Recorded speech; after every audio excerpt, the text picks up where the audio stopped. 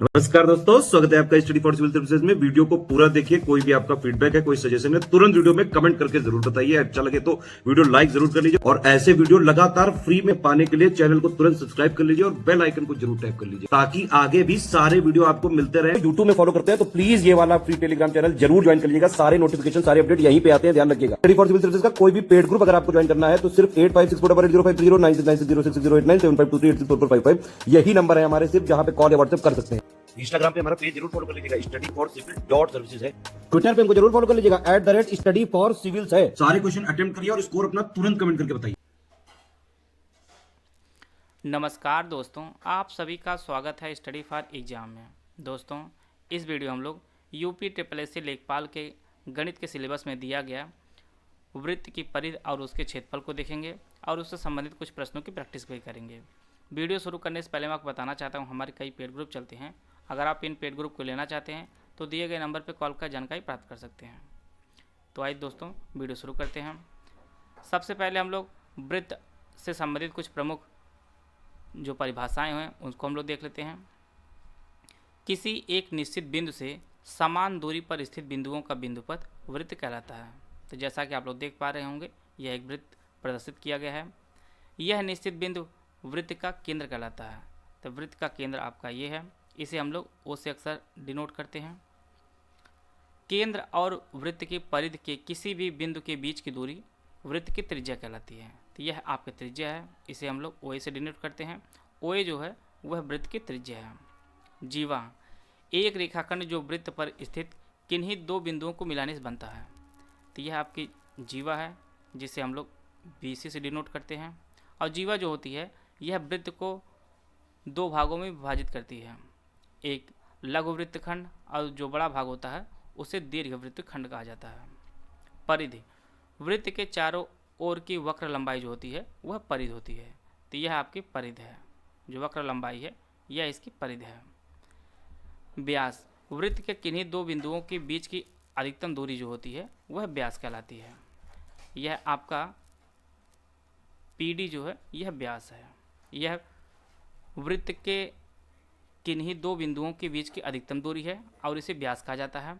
और यह वृत्त की सबसे बड़ी जीवा भी होती है। वृत्त की जो सबसे बड़ी जीवा होती है उसे व्यास भी कहा जाता है और यह त्रिज्या की दोगुनी होती है। अगर त्रिज्या को 2 गुना कर दिया जाए तो वह व्यास के बराबर हो जाता है। आइए इससे संबंधित कुछ और फैक्ट को हम लोग देख लेते हैं। त्रिज्यखंड किन्हीं दो त्रिज्याओं के बीच एक चाप से घिरा जो क्षेत्र होता है वह त्रिज्यखंड कहलाता है। यह मान लीजिए एक त्रिज्या है और इन दोनों के बीच की जो घिरा जो क्षेत्र है चाप, तो यह आपका त्रिज्यखंड कहलाता है।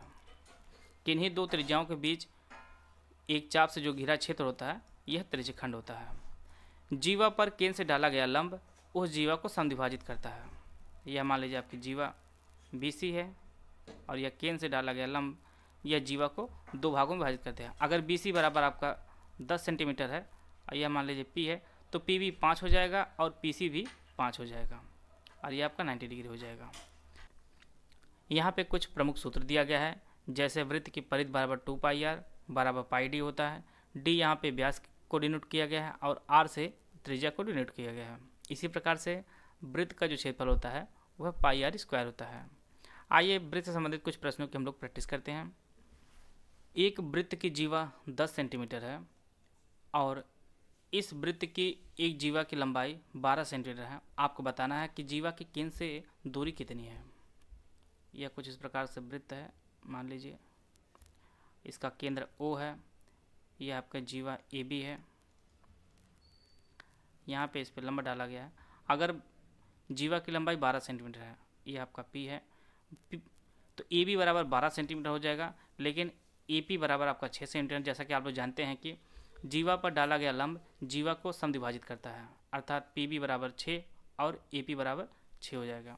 यहाँ पे बता रहा है कि इसकी जो त्रिज्या है वह 10 सेंटीमीटर है। तो यह आपकी त्रिज्या 10 सेंटीमीटर है और यह 6 है। तो हमें ज्ञात करना है जीवा के केंद्र से दूरी, अर्थात OP की लंबाई हमें ज्ञात करनी है। यह आपकी OP की लंबाई ज्ञात करनी है। तो जैसा कि आप लोग जानते हैं कि यह आपका 90 डिग्री हो जाएगा, 90 डिग्री। इसलिए यहाँ पे समकोण त्रिभुज बन रहा है। तो हमें ज्ञात करना है OP बराबर आपका under root O A square minus A P square हो जाएगा। ओ ए की जो वैल्यू है वह 10 है, 10 का वर्ग आपका 100 हो जाएगा, माइनस ए पी की वैल्यू 6 है, 6 का वर्ग आपका 36 हो जाएगा। तो ये आपका अंडर रूट 64 आ जाएगा और हमें ओ पी बराबर आपका 8 सेंटीमीटर आ जाएगा। तो ये आपकी जो दूरी होगी वह 8 सेंटीमीटर होगी। सबसे पहले हम लोग जैसा कि यहाँ पे दिया है 12 सेंटीमीटर जीवा की लंबाई है, तो यह आपका ए पी बराबर 6 सेंटीमीटर हो जाएगा और ओ ए बराबर 10 सेंटीमीटर हमें ज्ञात करना है ओ पी। तो ओ पी बराबर आपका under root O A square minus A P square हो जाएगा। यहाँ पे 100 माइनस 36 बराबर ये आपका 8 सेंटीमीटर दूरी आपकी पता चल जाएगी। इसका जो ऑप्शन बी है वह सही है। आए थे अगला प्रश्न हम लोग। दो वृत्तों की त्रिज्याएं क्रमशः 10 सेंटीमीटर और 9 सेंटीमीटर हैं। उस वृत्त की त्रिज्या ज्ञात कीजिए जिसकी परिधि इन दोनों वृत्तों की परिधियों के योग के बराबर है। तो जैसा कि आप लोग जानते हैं कि वृत्त की जो परिधि का सूत्र होता है वह 2 पाई आर होता है। मान लीजिए यहाँ पे R1 मान लेते हैं, यहाँ पे R2 मान लेते हैं दूसरी परिधि की जो त्रिज्या है, और यहाँ पे तीसरे का हम लोग 2 पाई R3 मान लेते हैं।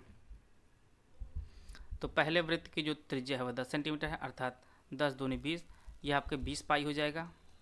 और दूसरी जो वृत्त की त्रिज्या है वह 9 सेंटीमीटर, 9 दूनी 18 पाई, ये आपकी 18 पाई हो जाएगा।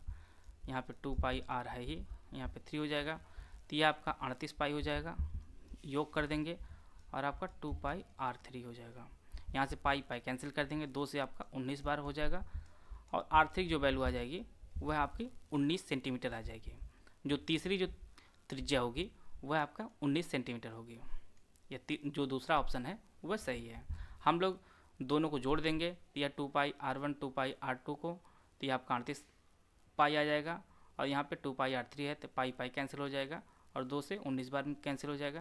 तो यह आपकी तीसरी जो त्रिज्या आ जाएगी वह 19 सेंटीमीटर हो जाएगी। आए थे अगला प्रश्न लोग। दो वृत्तों की त्रिज्याएं क्रमशः 8 सेंटीमीटर और 6 सेंटीमीटर है। उस वृत्त की त्रिज्या ज्ञात करें जिसका क्षेत्रफल इन दोनों वृत्तों के क्षेत्रफल के योग के बराबर है। पिछला जो प्रश्न था वह परिधि बराबर थी, यहाँ पे क्षेत्रफल बराबर है। तो जैसा कि आप लोग जानते हैं कि वृत्त का जो क्षेत्रफल जो सूत्र होता है वह 2 पाई आर स्क्वायर होता है।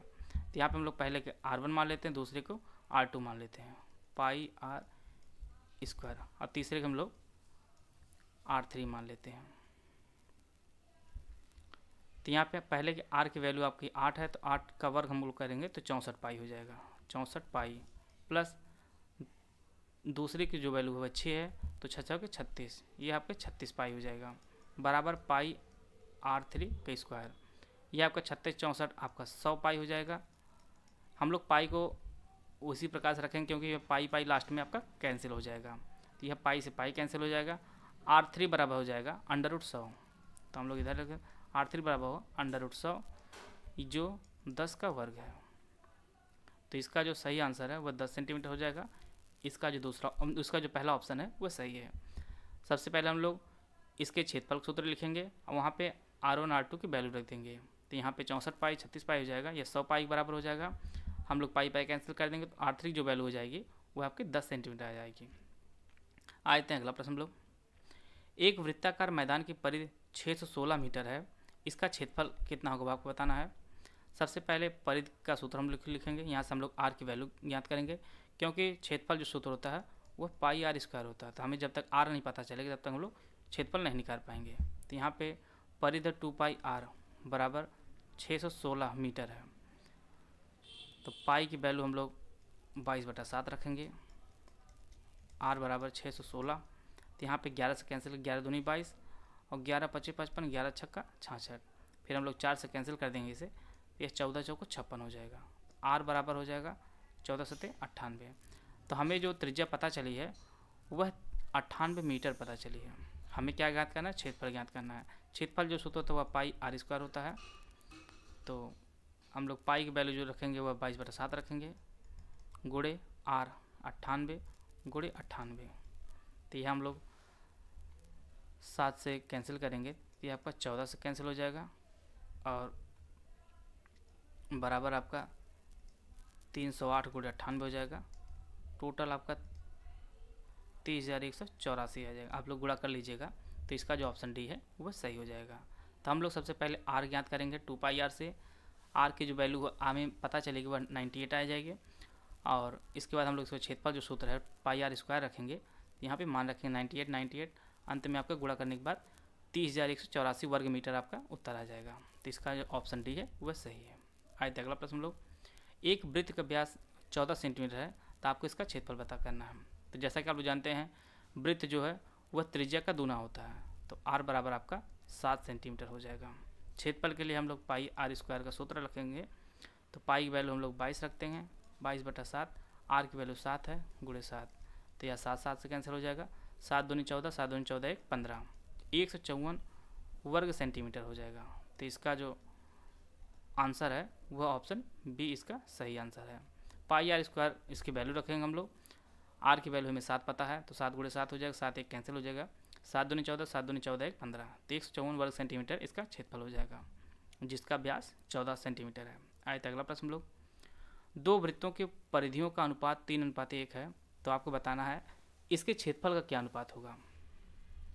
वृत्त का परिधि का जो अनुपात है, वृत्त का परिधि का हम लोग सूत्र लिखें 2πr1 2πr2, पहले जो है r1 मानते हैं, दूसरी जो त्रिज्या है वह r2 मान लेते हैं, तो यह आपका कैंसिल हो जाता है, अर्थात वृत्त की जो त्रिज्या होती है उसी के अनुपात में वृत्त की परिधि होती है, और क्षेत्रफल जो अनुपात होता है, क्षेत्रफल जो सूत्र होता है वह पाई आर स्क्वायर होता है। तो मान लीजिए पहला हम लोग r1 मानते हैं, दूसरा हम लोग r2 माने ही है, तो यहाँ पे भी यह कैंसिल हो जाएगा, और r1 की जगह पर हम लोग 3 रखेंगे, तो 3 का वर्ग हो जाएगा, और दूसरे r2 की जगह हम लोग 1 रखेंगे, तो ये आपका 1 का वर्ग हो जाएगा, तो ये आपका 9:1 हो जाएगा। तो इस प्रकार वृत्त के क्षेत्रफल जो अनुपात होगा वह 9:1 होगा। आते हैं अगला प्रश्न हम लोग, एक पहिए की त्रिज्या 21 सेंटीमीटर है, तो 924 मीटर दूरी तय करने में उसको कितने चक्कर लगाने पड़ेंगे। तो सबसे पहले हम लोग इसकी परिधि ज्ञात करेंगे, तो परिधि बराबर होता है 2πr, तो इससे हम लोग को एक चक्कर पता चल जाएगा, एक चक्कर की दूरी पता चल जाएगी।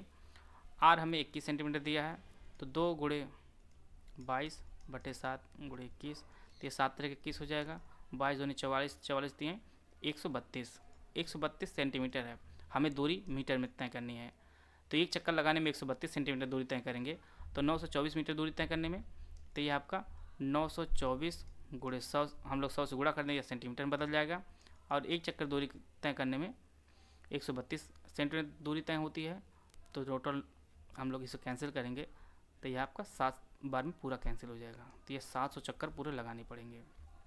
तो इसका जो ऑप्शन डी है वह सही है। मुझे उम्मीद है आप लोगों को काफ़ी कुछ समझने को मिला होगा और काफ़ी आसान भी लगा होगा, क्योंकि आप लोगों को टॉपिक पता है। जब टॉपिक पता होते हैं तो आपको प्रश्न आसान लगते हैं। जल्द ही जो ये सीरीज चल रही है समाप्त हो जाएगी, तो हम लोग मिसलेनियस की प्रैक्टिस करेंगे। वीडियो अगर आपको अच्छा लगा तो लाइक कर सकते हैं, चैनल सब्सक्राइब कर लीजिए। वीडियो को पूरा देखने धन्यवाद। जय हिंद, जय भारत।